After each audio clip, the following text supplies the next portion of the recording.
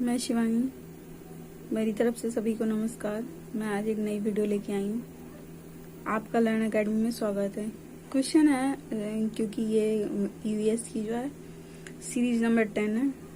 ये 10 सीरीज के लिए मैंने बोला था, वो मैंने 10 सीरीज का आज लास्ट वीडियो। कल से एक मैं नई सीरीज बनाऊंगी।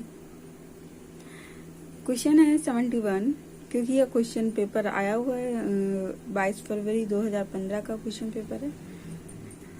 राष्ट्रीय पाठ्यचर्या रूपरेखा यानी कि एनसीएफ 2005 ने क्लास फर्स्ट और सेकंड के लिए पर्यावरण अध्ययन के लिए किसी पाठ्यक्रम या पाठ्य पुस्तकों की संशोधित नहीं की है। इसके लिए सबसे उपयुक्त कारण है, मतलब इसका जो क्यों नहीं संतुष्ट की संस्तुत इस क्यों नहीं कि इसका कोई कारण होगा, इसलिए वो ही बताना है। इसके ऑप्शन इस प्रकार हैं: ए, पाठ्यक्रम का भार कम करने के लिए; बी, पर्यावरण अध्ययन केवल क्लास 3 से आगे की कक्षाओं के लिए है; सी, क्लास 1 और 2 के शिक्षार्थियों को पढ़ना लिखना नहीं जानते; डी, संदर्भ युक्त अधिगम परिवेश प्रदान करना। इसमें जो क्लास 1 और 2 में जो एनसीएफ में जो है ईवीएस की बुक नहीं चलाई जाती, इसका यह कारण है क्योंकि जो बच्चे बहुत छोटे हों वो उनको बहुत कुछ जो हम सिखाने की कोशिश करते हैं वह नहीं सीख सकते हैं। इसीलिए ईवीएस की बुक जो है क्लास 3 में प्रयोग की जाती है। उन्हें जो यानी कि जो कुछ बताएंगे उसे कंटेंट से, मतलब कंटेंट को दिखाकर समझाने की कोशिश करेंगे। इसीलिए इसका डी ऑप्शन राइट है, संदर्भ युक्त अधिगम परिवेश प्रदान करना।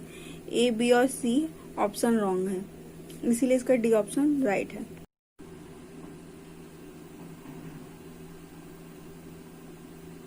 इस क्वेश्चन को इस प्रकार डिफाइन किया गया है: राष्ट्रीय यानी कि एनसीएफ 2005 के अनुसार क्लास 1 और 2 की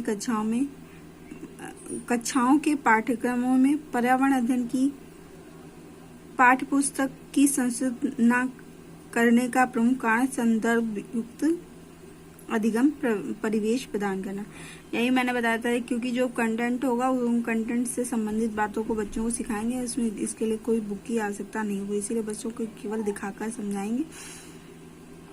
नेक्स्ट क्वेश्चन है 72, एक अध्यापक को क्लास 4 के विद्यार्थियों को हमारे देश के भोजन की सांस्कृतिक विविधताएं पढ़ानी है। इस विषय को पढ़ाने के लिए सर्वोत्तम विधि निम्नलिखित में से क्या है? इसमें ये बताना चाहिए, यानी कि भोजन यानी जो बच्चे जहाँ हमारे कंट्री में विभिन्न प्रकार के भोजन बनते हैं, south Indian, north Indian, western, विभिन्न प्रकार के बनते हैं, तो इसीलिए उनकी संस्कृति को बताने भोजन के बारे में बताने के लिए हम क्या करेंगे। ये ऑप्शन है, विभिन्न प्रकार के खाने की चीजों के चित्रों वाले फ्लैश कार्ड दिखाएंगे। बी, अपने देश विभिन्न राज्यों के विभिन्न लोगों द्वारा खाए जाने वाले विविध भोजन के बारे में विद्यार्थियों को एक प्रोजेक्ट वर्क देंगे। सी, विद्यार्थियों से पूछेंगे उन्होंने क्या खाया, उसके बाद चर्चा करेंगे। डी, विद्यार्थियों से कहेंगे वे अपने परिवार के भोजन के बारे में सूचना एकत्र करें। इसमें फ्लैश कार्ड के बारे में बताने से कोई फायदा नहीं, बच्चे कुछ ज्यादा इसमें मन नहीं लगाएंगे और बच्चों से केवल यह पूछेंगे कि उन्होंने क्या है, केवल उन्हें एक अपने घर की जानकारी होगी और हमारे देश में किस प्रकार के भोजन बनते हैं इस प्रकार की उन्हें नॉलेज नहीं होगा। और वे अपने परिवार यानी कि जो केवल अपने परिवार की जानकारी प्राप्त करेंगे, इससे उन्हें यह नहीं फायदा होगा कि विभिन्न लोग जो विभिन्न संस्कृतियों वाले लोग हैं वो किस प्रकार का भोजन करते हैं। इसीलिए इसका बी ऑप्शन राइट है। हम उन्हें एक प्रोजेक्ट वर्क देंगे जिसमें विभिन्न प्रकार के भोजनों के चित्र वगैरह और उनके बारे में जानकारी लिखने के लिए कहेंगे। बी ऑप्शन राइट है। अपने देश के विभिन्न राज्यों के विभिन्न लोगों द्वारा खाए जाने वाले विविध भोजन के बारे में विद्यार्थियों को एक प्रोजेक्ट दें, इसका बी ऑप्शन राइट है। इस क्वेश्चन की डिटेल इस प्रकार है: क्लास 4 के विद्यार्थियों को हमारे देश के भोजन की सांस्कृतिक विविधताएं पढ़ाने के लिए विद्यार्थियों को अपने देश के विभिन्न राज्यों के लोगों द्वारा खाए जाने वाले विविध भोजन के बारे में जानकारी हासिल करने को और संबंधित विषयों को एक प्रोजेक्ट बनाने को देंगे। Next question 73। यदि हम पक्षियों का अवलोकन करते हैं तो हम यह पाते हैं कि अधिकांश पक्षी अपनी गर्दन अत्यधिक हिलाते हैं। इसका कारण यह है कि ए ऑप्शन है, अधिकांश पक्षियों के नेत्र स्थित होते हैं और घूम नहीं सकते हैं। बी, इनके कान ढके हुए होते हैं और वे उड़ सकते हैं। सी ऑप्शन है, पक्षियों के दो नेत्र यानी कि दो आंखें होती हैं। डी ऑप्शन है, इनके नेत्र दो विभिन्न वस्तुओं के एक समय पर एक समय में फोकस करते हैं। इसमें पक्षियों के नेत्र जो होते हैं वो स्थिर होते हैं और वो घुमा नहीं सकते हैं। इनके कान ढके होते हैं, वे उड़ सकते हैं। ये भी बात सही है। इसमें जो गर्दन के बारे में पूछा गया है। दो नेत्र होते हैं, ये तो आपको भी पता है। दो नेत्र विभिन्न वस्तुओं एक समय पर नहीं, ऐसा कुछ भी नहीं है। दो नेत्र जो है एक वस्तु पर फोकस नहीं कर सकते। इसका ए ऑप्शन राइट है, अधिकांश पक्षियों को नेत्र स्थित होते हैं और वह घूम नहीं सकते हैं। इसीलिए बच्चे जो है अपनी गर्दन इधर उधर हिलाते रहते हैं अधिकतर। इसीलिए इसका ए ऑप्शन राइट है। इस क्वेश्चन को इस प्रकार डिस्क्राइब किया गया। अगर पक्षियों का यानी कि जो हम बर्ड्स का अवलोकन करेंगे करते समय यह ज्ञात होता है कि अधिकांश पक्षी अपनी आंखों को हिला नहीं सकने के कारण अपनी गर्दन को अधिक घुमाते हैं। तो इसका कारण यह है कि अधिकांश पक्षियों की नेत्र यानी कि नेत्र की पुतली स्थिर होती है, इसीलिए वह अपनी गर्दन को हिलाते रहते हैं। इसीलिए इसका ए ऑप्शन राइट है। नेक्स्ट क्वेश्चन है 74। रीना आम पसंद करती है, वह इन्हें जाड़ों के लिए संरक्षित करना चाहती है। निम्नलिखित में से कौन सा तरीका संरक्षण के लिए सर्वाधिक उपयुक्त है? ए ऑप्शन है अचार, आम पापड़ बनाना। बी, जूस तैयार करना और वायु रोधी डिब्बों में संचित करना। सी ऑप्शन है प्लास्टिक के थैलों में रखना। डी ऑप्शन है रेफ्रिजरेटर में वंचित करना। यानी कि ये इसके बारे में तो आम अगर गर्मियों में है तो उन्हें जाड़ों में संरक्षित करने के लिए आप क्या कर सकते हैं, इसके बारे में तो कोई ज्यादा बताने की जरूरत नहीं, क्योंकि आप सभी व्यक्ति जो हैं अचार और आम पापड़ बनाकर रखते हैं। इसीलिए ए ऑप्शन राइट है, अचार और आम पापड़। इसका ए ऑप्शन बी, सी और डी ऑप्शन रॉन्ग है। इसके डिस्क्राइब में भी वही लिखा गया जो मैंने बताया। ए ऑप्शन इसका राइट है, अचार और आम पापड़ बना के आम को जाड़ों के लिए संरक्षित कर सकते हैं, लेकिन कुछ नियमित समय के लिए, हमेशा के लिए नहीं। ये बात सही है, क्योंकि अचार कुछ समय तक सही रहता है, उसके बाद में वह खराब होने लगता है, उसमें फफूंद आने लगती है। इसीलिए इसका ए ऑप्शन राइट। क्वेश्चन है नेक्स्ट क्वेश्चन है 75। केरल के निकटवर्ती राज्य के बारे में बताना है। ए ऑप्शन है तमिलनाडु और आंध्र प्रदेश।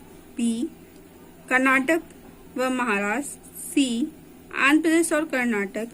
डी ऑप्शन है कर्नाटक और तमिलनाडु। इसमें इस क्वेश्चन में जो है साउथ इंडिया के मतलब राज्य, सीटेट में साउथ इंडिया के राज्य के बारे में पूछा। आप जो है उसका एक बार रीड कर लीजिए, जो कि बहुत एग्जाम की दृष्टि से बहुत ज्यादा इम्पोर्टेंट है। केरल के निकटवर्ती राज्य मैंने एक दिन मैंने पिक्चर भी सेंड की थी, जिसमें वो साउथ इंडिया के राज्यों के बारे में बताया गया था। मैं आज उसको दोबारा कर दे रही हूँ इसके साथ में। कि इस पिक्चर में जो है केरल के निकटवर्ती राज्य जो है, इधर से देखिए केरल के पास में, क्योंकि ऑप्शन के अनुसार देखना है तो तमिलनाडु व आंध्र प्रदेश इसके केरल के निकटवर्ती राज्य होंगे, इसीलिए इसका ए ऑप्शन राइट होगा। देख लीजिएगा आप इस क्वेश्चन जो इस डायग्राम के अनुसार समझिएगा। ये बहुत आसान है, क्योंकि सीटेट में जो है साउथ इंडिया के राज्यों के बारे में पूछा जाता है, इसीलिए इसमें एक के बाद एक राज्यों के बारे में बताया गया है। इस क्वेश्चन को इस प्रकार डिफाइन किया गया है। केरल एक भारत का प्रांत है, इसकी राजधानी तिरुवनंतपुरम है। यहाँ की प्रमुख भाषा मलयालम है तथा इसके पड़ोसी राज्य तमिलनाडु व आंध्र प्रदेश है। डायग्राम से आप समझ लीजिएगा, क्योंकि डायग्राम में बहुत आसान तरीके से एक बार डायग्राम को आप देखेंगे तो उससे आप समझ जाएंगे, क्योंकि हर बार एक क्वेश्चन सीटेट में पूछा जो जाता है। नेक्स्ट क्वेश्चन 76, निम्नलिखित में से हमारे देश के किस राज्य के अधिकतर लोग नारियल के तेल की पकी हुई समुद्री मछली खाना पसंद करते हैं? ए मिजोरम, बी गोवा, सी जम्मू कश्मीर, डी बिहार। ये क्वेश्चन इस बार सीटेट 19 दिसंबर 19 में भी आया हुआ था, जिसमें पूछा गया था कि नारियल के तेल में पकी हुई मछली जो है गोवा में लोग पसंद करते हैं, इसीलिए इसका बी ऑप्शन राइट है, क्योंकि ये दिसंबर 2019 का क्वेश्चन आया हुआ है। इसलिए मैंने एक बार पहले भी बताया था, दोबारा फिर से मैं बता दे रही हूँ इस क्वेश्चन को। इसका बी ऑप्शन राइट है। गोवा राज्य के लोग अधिकतर नारियल के तेल में पकी हुई समुद्री मछली खाना पसंद करते हैं। नेक्स्ट क्वेश्चन है 77, निम्नलिखित में से कौन सा जानवर जिसके अग्र दांत हमेशा बढ़ते रहते हैं, वे दांतों को बहुत अधिक लंबा न होने के कारण वस्तुओं को काटते व कुतरते रहते हैं? ए ऑप्शन है दीमक, बी ऑप्शन है गिलहरी, सी ऑप्शन है छिपकली, डी ऑप्शन है चूहा। इसके बारे में कुछ ज्यादा बताने की कोशिश नहीं है, इसको ज्यादा बताना नहीं पड़ेगा, क्योंकि सभी जानते हैं कौन सा जानवर या जंतु काटता या खुतरता है। क्योंकि चूहा जो है अपने दांत जो है उसके बढ़ते हैं, इसीलिए वह चीजों को काटते व खुतरते रहते हैं, इसीलिए इसका डी ऑप्शन राइट है। इस क्वेश्चन के बारे में कुछ भी नहीं बताया गया, बस उसी को बता दिया है। चूहा अपने दांतों को बहुत अधिक लंबा ना होने देने के लिए वस्तुओं को काटते व खुतरते रहते हैं, इसीलिए इसका डी ऑप्शन राइट है। नेक्स्ट क्वेश्चन है 78, कोई किसान उर्वरकों और कीटनाशकों का अधिक उपयोग करके अपने खेतों को बार बार धान की फसल उगा रहा है, ऐसा करने से उसके खेतों की मृदा ए ऑप्शन है धान की फसलों के लिए बहुत उपयोगी रहेगी, बी ऑप्शन है जुताई के लिए उपयुक्त बन जाएगी, सी ऑप्शन है बंजर हो जाएगी, डी ऑप्शन है अन्य फसलों के लिए भी उपजाऊ बन जाएगी। जब कोई किसान यानी कि किसान अपने खेतों में उर्वरक और कीटनाशकों का अधिक प्रयोग करेगा, तो वहां की जमीन जो है उनकी उर्वरा शक्ति कम हो जाएगी और जमीन बंजर बनती चली जाएगी। ऐसा आप पंजाब में देख रहे हैं, क्योंकि पंजाब के लोग बहुत ज्यादा कीटनाशक दवाओं का प्रयोग करते रहे, इसीलिए इस बार पंजाब में जो है धान को बैन कर दिया, क्योंकि वहां जो है पानी की खपत अधिक होने के कारण जमीन बंजर होती चली जा रही है, इसीलिए वहां पे धान को बैन कर दिया गया है पंजाब में, इसीलिए इसका सी ऑप्शन राइट है। अधिक उर्वरकों और कीटनाशकों का प्रयोग करने से जमीन जो है बंजर बन जाएगी, इसीलिए इसका सी ऑप्शन राइट है।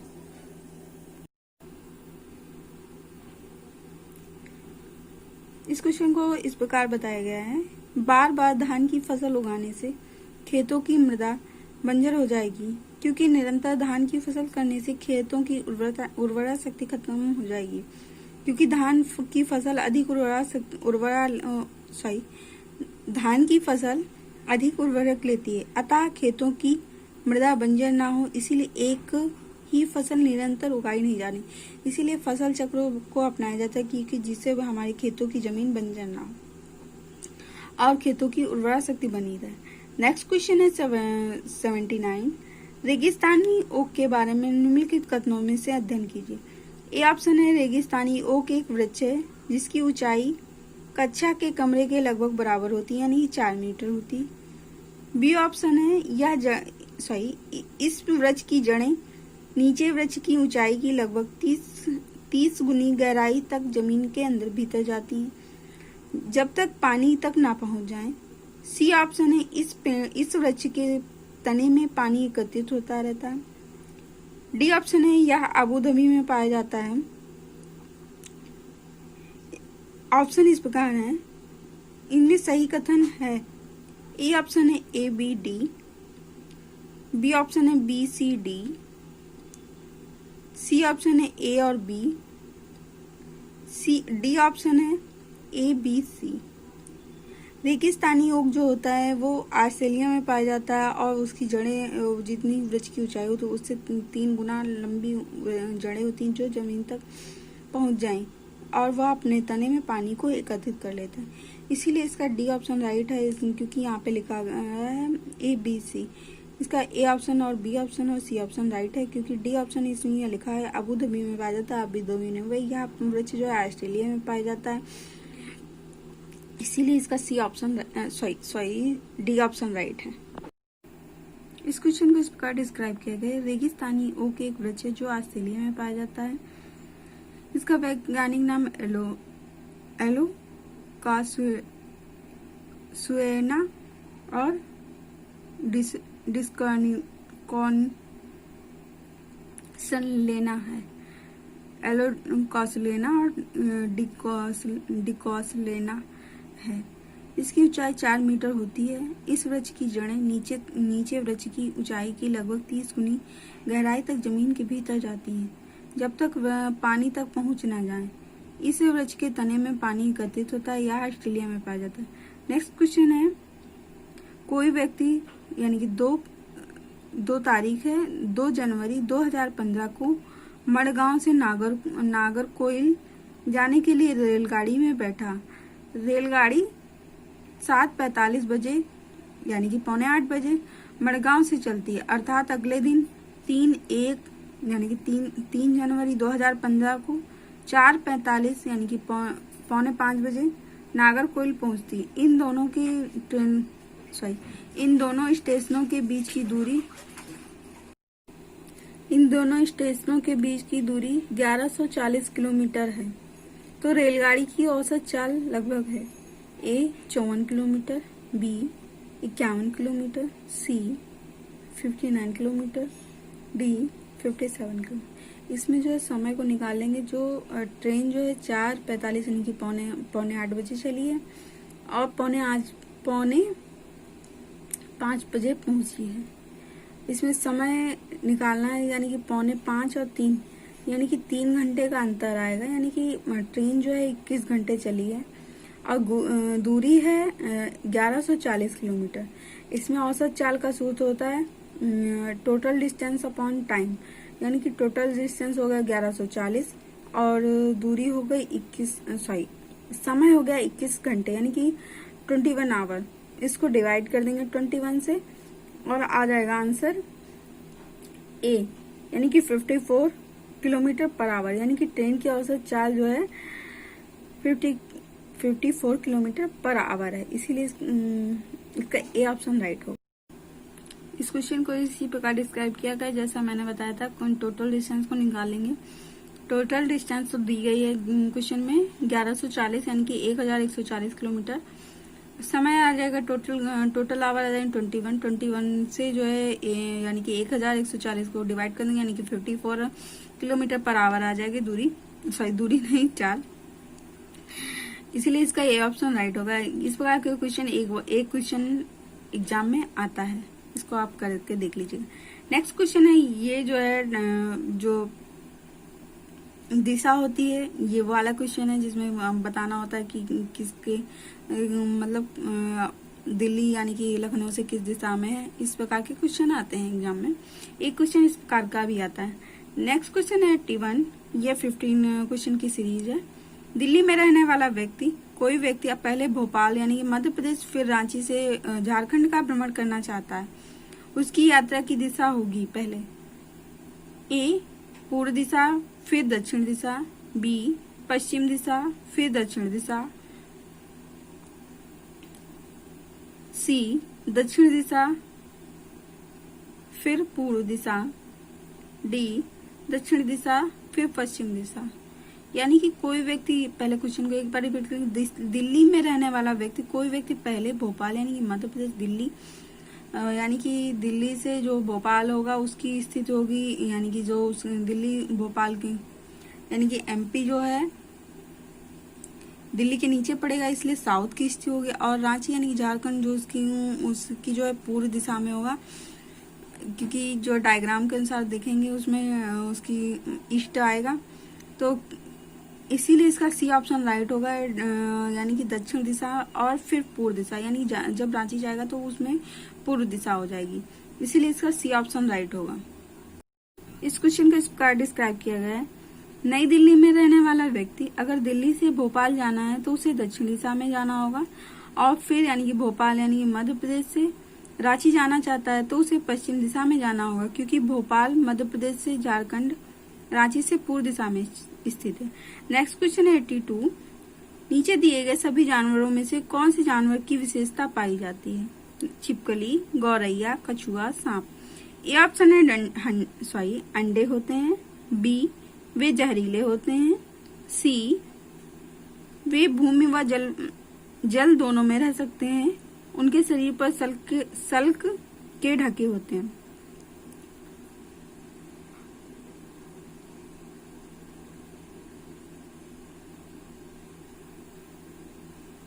इसमें जो ऑप्शन दिए गए हैं, गौरैया अंडे देती है मगर जहरीली नहीं होती है।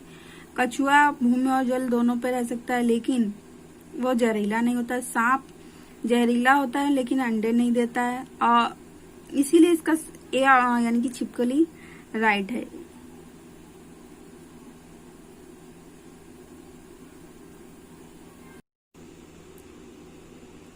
इसमें इस ऑप्शन को बताना है, ऑप्शन के अनुसार मतलब इनके अनुसार कौन सा ऑप्शन राइट है, इसीलिए इसका ए ऑप्शन राइट है, क्योंकि छिपकली, गौरैया और कछुआ चारों जो हैं अंडे देते हैं, और मतलब छिपकली और सांप जहरीले होते हैं, गौरैया और कछुआ जहरीले नहीं होते हैं।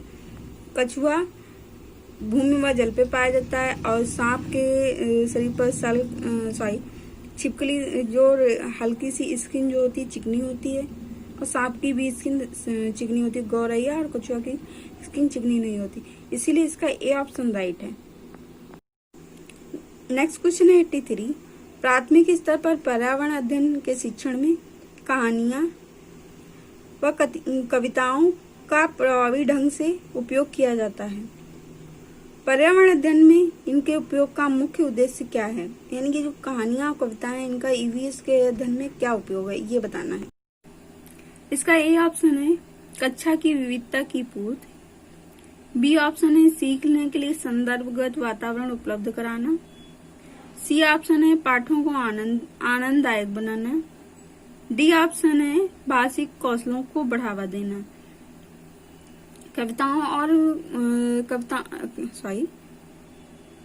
कहानी और कविताओं के द्वारा पाठों को आनंददायक बनाने का कोई तात्पर्य। इस क्वेश्चन को इस प्रकार डिस्क्राइब किया गया है। प्राथमिक स्तर पर पर्यावरण अध्ययन के लिए कहानी कविता का उपयोग करना चाहिए, क्योंकि प्राथमिक स्तर के विद्यार्थियों के लिए संदर्भगत वातावरण की आवश्यकता होती है, क्योंकि इसके कारण प्राथमिक स्तर के विद्यार्थियों को पर्यावरण अध्ययन करते समय सहजता होती है, यानी कि जो हम कंटेंट के लिए वातावरण तैयार करेंगे उसके द्वारा कहानी और कविता की आवश्यकता होती है, या उसके द्वारा हम सरलता से उन बच्चों को समझा सकते हैं, इसीलिए इसका बी ऑप्शन राइट है। नेक्स्ट क्वेश्चन है 84। एक प्राथमिक स्तर की अध्यापिका यानी कि जलाभाव के विषय में अपनी कक्षा मतलब क्लास 4 के बच्चों को प्रभावपूर्ण तरीके से किस प्रकार आंकेगी? ए, बच्चों को जल संरक्षण पर नारे लिखने के लिए कहकर। बी ऑप्शन है उपयुक्त विषय पर लिखित परीक्षा का आयोजन करके। सी ऑप्शन है यह पता करके कि उन्होंने अपने दैनिक जीवन में जल की बचत कैसे प्रारंभ की है। डी ऑप्शन है जल संरक्षण में पोस्टर बनाने की गतिविधि का आयोजन करके। इससे आप तात्पर्य कर सकते हैं, क्योंकि जीन प्याजे जो है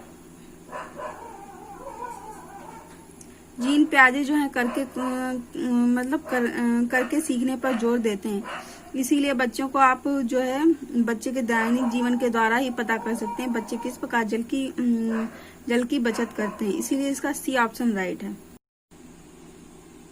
इस क्वेश्चन को इस प्रकार डिस्क्राइब किया गया है।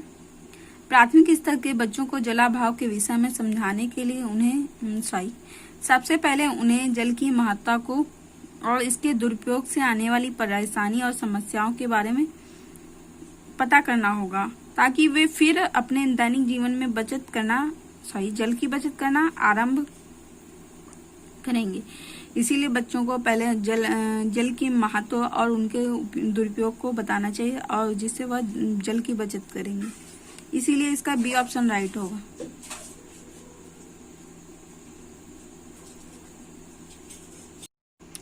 इसीलिए इसका सी ऑप्शन राइट होगा। नेक्स्ट क्वेश्चन है 85। अपने प्रधानाचार्य यानी कि प्रिंसिपल आपको कहेंगे कि क्लास 5th के विद्यार्थियों को शैक्षिक अवलोकन यात्रा के लिए ले जाएं। इस अवलोकन यात्रा को सार्थक बनाने के लिए आप अपनी योजना में क्या शामिल करेंगे? ए, क्रियाकलापों को एक स्तरीकृत शीट उस स्थान के बारे में तैयार करना और प्रमाणिक तथा सार्थक अध्ययन के लिए उसे विद्यार्थियों के साथ यात्रा में पूर्व साझा करना। बी ऑप्शन है जहां जाना हो उसके बारे में जानकारी प्राप्त करने और बच्चों को पढ़ने के लिए कहेंगी, यानी कि पढ़ने के लिए विद्यार्थियों को कहना। सी ऑप्शन है आनंद के लिए पर्याप्त भोजन और खेलों को साथ ले जाना। डी ऑप्शन है यह सुनिश्चित करना कि विद्यार्थी अनुशासित रहें और उस स्थान पर शांतिपूर्वक अवलोकन करें। इसमें जो है बच्चे आनंद के लिए पर्याप्त भोजन की तो कोई बात ही नहीं है, और अनुशासित रहें या शांतिपूर्वक अवलोकन करें, इससे कोई तात्पर्य नहीं है। शैक्षिक अवलोकन यात्रा है, इसीलिए हम बच्चों के क्रियाकलापों की, यानी कि किस बच्चे ने किस प्रकार का व्यवहार किया वहां जाकर, और इसीलिए वहां पे जो है उसके लिए एक सीट तैयार करेंगे। इसीलिए इसका ए ऑप्शन राइट है। क्रियाकलापों की एक स्तरीकृत शीट उस स्थान के बारे में तैयार करना और प्रमाणिक तथा सार्थक अध्ययन के लिए उसे विद्यार्थियों के साथ यात्रा से पूर्व साझा करना, यानी कि बच्चों को उनके अध्ययन के विषय में भी और उस स्थान के बारे में बताना चाहिए कि प्रमाणिक है। इसीलिए इसका ए ऑप्शन राइट। इस क्वेश्चन को इस प्रकार डिस्क्राइब किया गया है। क्लास 5th के विद्यार्थियों को शैक्षिक अवलोकन यात्रा पर ले जाने तथा उस यात्रा को सार्थक बनाने के लिए अध्यापिका को एक स्तरीकृत शीट उस स्थान के बारे में तैयार करनी होगी और प्रमाणिक तथा सार्थक अध्ययन के लिए उसे विद्यार्थियों के साथ यात्रा से पूर्व साझा करना होगा। अगर वीडियो अच्छी लगे लाइक करें और शेयर करें और चैनल को सब्सक्राइब करें। धन्यवाद।